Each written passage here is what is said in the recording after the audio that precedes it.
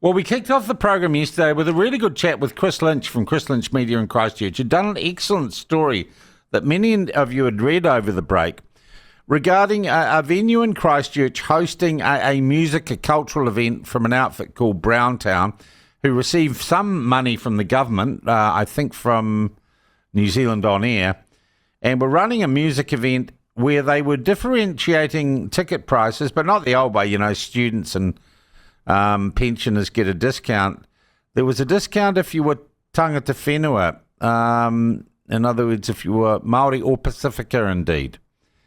And then it was a little bit more if you were just a Wairi or a Te Tiriti, tangata Te Tiriti. I'm not sure how they were ever going to decide who was what. I would just say I was Māori and take the cheap ticket. But it stored up a bit of a hornet's nest. And the sort of hornet's nest that's become all too common on a number of issues in this country. And often it is the office, independent though government appointed, the statutory body, the Human Rights Commission, and its subset or its subgroup, the Race Relations Commission or Commissioner, that get involved in these issues. And I can think back to many that we've covered here on the platform, including Tusiata Avia's poem that got published everywhere about stabbing white men. And it would be fair to say, I think, and I think I'm not misrepresenting you as an audience in saying, often there has been criticism and strong criticism of the Race Relations Commissioner and the way that our laws have been interpreted. We have a new Race Relations Commissioner. She is a senior lecturer at Waikato. She is a doctor. She claims some Māori heritage and whakapapa. Her name is Melissa Darby, Dr. Melissa Darby. She joins us live on the phone now. And it's Darby, Doctor?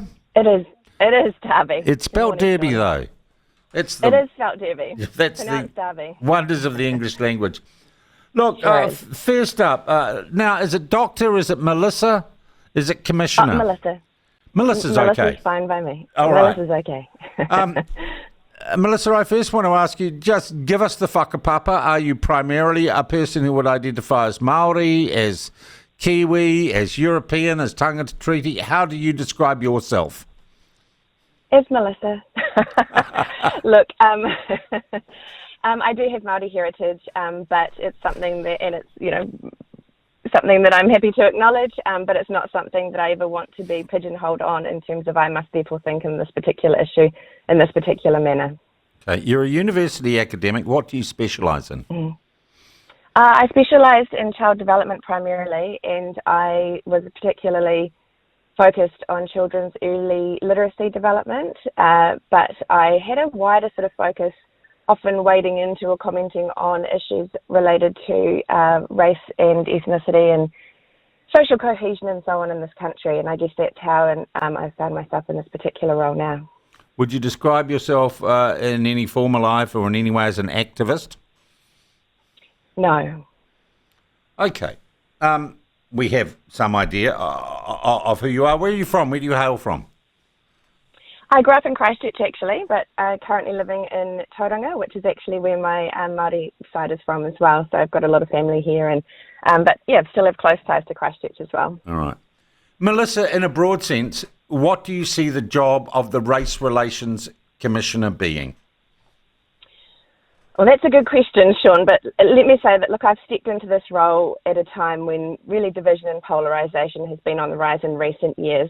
Part of the Commission mandate is to have a focus on social cohesion, and certainly that's something I intend to do during my 5 years in the role, particularly on what unites us. I've spent the best part of my previous career as an academic pointing out that we're far more alike than we are different, and we need to find those points of connection, particularly now, a polarised society is definitely at risk of radicalisation, and that's a time, I guess, when human rights are most under threat. So that's certainly part of the role. I think it's fair to point out, though, in regards, one of the biggest conceptions, I suppose, about the Human Rights Commission is that I don't have the power to make findings about the law, but people can certainly make a complaint to the Commission, which in some cases will be put through the Office of Human Rights Proceedings.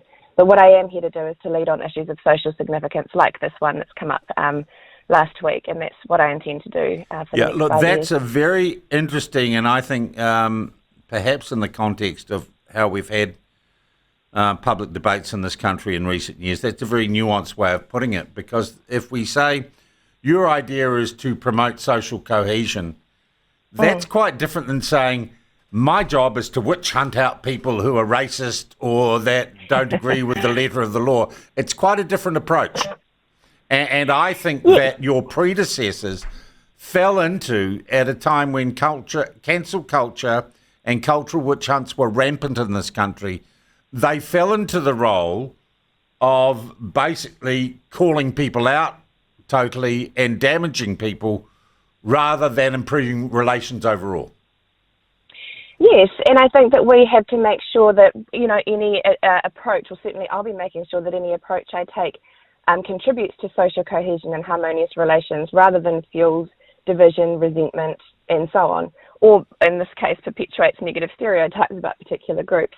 And I want to also say unequivocally that racism against any group in this country is something that will not be tolerated. Now, it's interesting you say that, because many New Zealanders over recent years have had the perception that we lived in a world where you couldn't be racist if you weren't white. Would you disagree with that statement or that observation? Yes, absolutely. Okay, we can. Yeah, that's what I'm saying. But we did live in a world where officially you couldn't be racist if you were being mean about white people. Yeah, I think that's fair to say, and that's why, I'd like to reiterate that that's something that, won't be tolerated in terms of, my time in the role. I think that those sorts of, that sort of commentary doesn't help. And like I said, we're at a time in this country where there's sort of increasing polarisation. It's been on the rise in recent years. And 20th century history alone is full of examples of how that doesn't end well if we pit groups against one another. All right. The other thing that previous commissioners and the Human Rights Commissioners have done is they identified, and they didn't really codify, but the notion that there are special protected groups. There are certain people who get more protection from our human rights laws and our Bill of Rights than other groups, well, because someone decides that they're more vulnerable. Yes, there are special measures, I suppose. I believe they're provided for under international law, and that's, I guess, where, rightly or wrongly, things like, perhaps quotas in university courses or so on, whether it's related to women or others, emerge. But look, the Commission has been without a full board for nearly 2 years. We now have new leadership. We have a full board. We are working on our vision for the next 5 years, and we intend to be a Human Rights Commission for all New Zealanders that focus on fundamental human rights that ideally improves a lot for everybody in this country. All right, so you're not there just to protect the rights of a chosen few. We're here to protect the rights of everybody in this country. Wow, that is in itself, I think, a significant change. And the perception of that would, I think, be a significant change for New Zealand. Let's look at the example we've got. And in reality, the venue that did not put up these differentiated ticket prices said it wouldn't have the event because of that. And the people who were going to differentiate the ticket prices resolved from that. And in some ways, it was kind of resolved by common sense, wasn't it? Look, I'm not privy to the conversations that took place between the event, host and the organisers. But look, let me say unequivocally that under no circumstances would I support or condone different ticket prices for different ethnic groups, no matter how well-intentioned they may be. It's simply not on.